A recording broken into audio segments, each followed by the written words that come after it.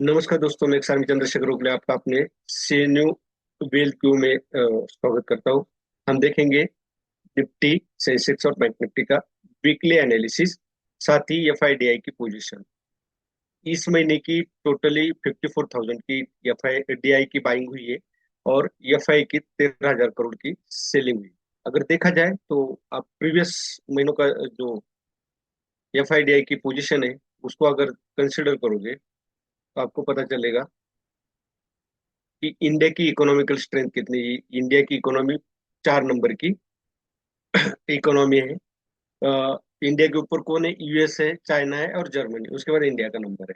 तो यहाँ पे देख सकते हो अक्टूबर में कितना हुआ, 52,000 करोड़। सितंबर में 65, अगस्त में 94। इस तरह से बाइंग कहीं भी 25,000 28,000 करोड़ से नीचे नहीं हुई। सभी जगह द बहुत ही ज्यादा मात्रा में बाइंग हो चुकी है। तो इंडिया की इकोनॉमी काफी स्ट्रांग है, इसलिए इन्वेस्ट करने से अभी पीछे नहीं हटना है। अब देखते हैं निफ्टी का। यहाँ पे क्या, निफ्टी में डबल टॉप बन चुका है। अब डबल टॉप जब बन चुका है तो यहाँ की स्ट्रेटेजी क्या होगी? ऑलरेडी यहाँ पे आप देख सकते हो दो, एक डोजी और एक हैमर कैंडल बन चुकी थी, वो भी इनवर्टेड। ये जो डोजी कैंडल है इसको बोलते हैं ग्रेवस्टोन डोजी। ये दूसरी कैंडल थी वो शूटिंग स्टार बोलते हैं, जब रेजिस्टेंस पे बनती है। यहाँ पे भी कौन सी है? शूटिंग स्टार कैंडल बनी है। मतलब क्या, यहाँ अभी बायर्स और सेलर्स सेलर्स ज्यादा मात्रा में है। अगर इस कैंडल का लो ब्रेक होता है, लास्ट वीक की कैंडल का लो अगर ब्रेक होता है, तो समझ लो मार्केट यहाँ से दोबारा हो सकता है 25,320 के पास आ जाएगा। 25,320 के पास आने का लॉजिक क्या है? दूसरा, यहाँ से सेलर्स एक्टिव हो रहे हैं। क्यों? फर्स्ट टाइम रेजिस्टेंस लिया है तो सेकंड बार भी लेगा। मार्केट हिस्ट्री रिपीट करता है, तो उसी अनुसार यहाँ से सेलर्स प्रीवियसली एक्टिव हुए थे तो अभी भी हो सकते हैं। दूसरा, यहाँ पे बड़ी मात्रा में बाइंग होगी। और तीसरा, यहाँ पे भी बड़ी मात्रा में बाइंग हो सकती है। अगर यहाँ पे बड़ी मात्रा में पोजीशंस ले रखी होगी बायर्स ने, जिसको बुल्स बोलते हैं, तो मार्केट यहाँ नीचे आएगा। वनडे में अगर आप देखोगे तो आपको और पिक्चर क्लियर हो जाएगा। यहाँ पे देख सकते हो किस तरह से पोजीशन है। अगर यहाँ पे मार्केट आता है तभी आपने स्टॉक में भी एंट्री करनी है और इंडेक्स में भी बाइंग साइड यहाँ पे जाना है। जो फ्यूचर्स बाय करते हैं उनके लिए यहाँ पे बाय करना है। स्टॉप लॉस छोटा होगा और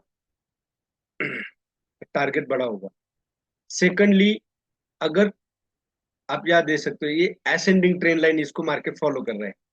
अब आपको इंडेक्स स्टॉक में बाय करना हो तो आपने यहाँ पे बाय करना है। इस लाइन पे जब भी मार्केट आएगा तो बाय करना है, आपने विड्रॉ करना है। दूसरा बाइंग कब होगा? बाइंग तब होगा जब मार्केट में वनडे में यहाँ देख सकते हो स्टार कैंडल। स्टार कैंडल क्या दिखाता है?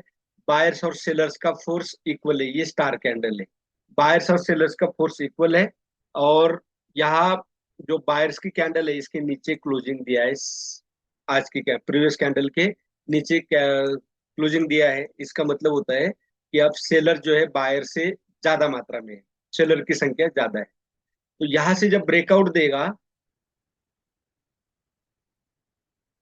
तो मार्केट अप साइड जाने के बाद जब यहाँ पे आएगा और यहाँ छोटा सा डब्ल्यू पैटर्न आवरली या वनडे में बनाएगा, तब आपने यहाँ पे एंट्री करनी है।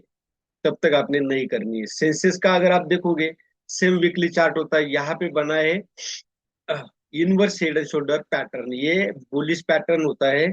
अगर इसका जो 85,980 का हाई ब्रेक होता है तो आप अपसाइड जा सकते हो, वरना सेम निफ्टी का रूल यहाँ पे लागू होता है। सेम पैटर्न यहाँ पे भी बना हुआ है। अगर 82,656 के पास आता है तो ठीक, अदरवाइज आपको इस चैनल पे आता है तब बाय करना है। वरना यहाँ पे एक ट्रेंड लाइन और बनती है, वो बनती है इस तरह से, आप देख सकते हो। तो ये रेजिंग वेज भी नजर आता है। तो ये दोनों साइड कंफ्यूजन में है। तो मैंने जो निफ्टी में बताया, ब्रेकआउट के बाद जब रिटेस्ट करेगा, छोटा सा आवरली या डेली में डब्ल्यू पैटर्न बनेगा, तब आपने एंट्री करनी है। बैंक निफ्टी में अगर आप देखना चाहोगे,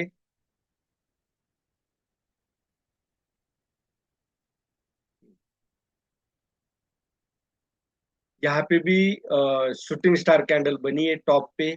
तो यहाँ भी सेम रूल लागू है कि जब ब्रेकआउट, ये जो दो कैंडल थी सेलर्स की, इसके ऊपर क्लोजिंग दी है तो हो सकता है ये अपसाइड भी चला जाए। लेकिन मेरा मानना सेम यही है कि अभी आप रीटेस्ट का इंतजार जरूर कीजिए। स्टॉक हो या इंडेक्स हो, अभी आपने तुरंत एंट्री करने से परहेज करना है। ये हार्मोनिक पैटर्न है।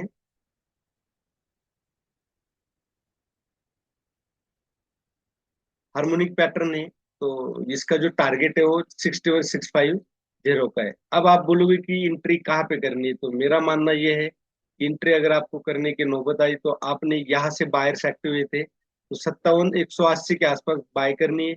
या तो सेकंडली आपकी जो एंट्री होगी वो यहाँ पे होगी, ये 55,640, यहाँ के आंकड़े देखना है जहाँ लाइन खींचा हुआ है।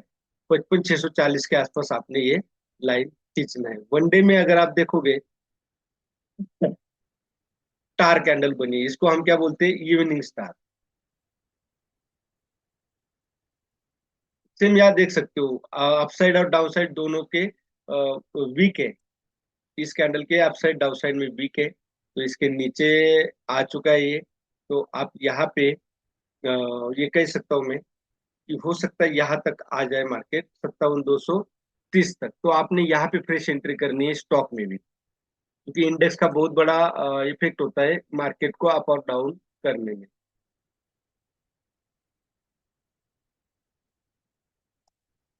जो बोलते हैं ना ब्रेकआउट, यहाँ देखो ये क्या था, 57,600 का रेजिस्टेंस था। इसको ब्रेक करने के बाद दोबारा मार्केट जब यहाँ पे आएगा 57,600 या 57,180, तब आपने स्टॉक में एंट्री करनी है। अगर हम यहाँ देखें आवरली में,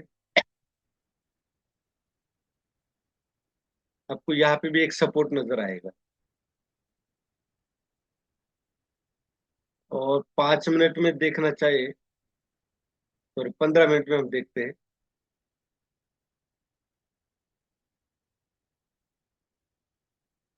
अब इस कैंडल के ऊपर, ये दोनों कैंडल है, इसके ऊपर अगर मार्केट चला जाता है कल, तो आपने यहाँ पे एंट्री करनी है। क्यों करनी है, इसके पीछे का रीजन, डबल बॉटम बन चुका है, तो यहाँ से मार्केट अपसाइड जाने की बहुत ज्यादा प्रोबेबिलिटी है।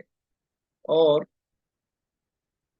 ये थर्ड बार यहाँ पे मार्केट डाउन आ चुका है, तो कल एंट्री जो है वो यहाँ पे बनती थी। क्यों बनती थी, थर्ड टाइम पे।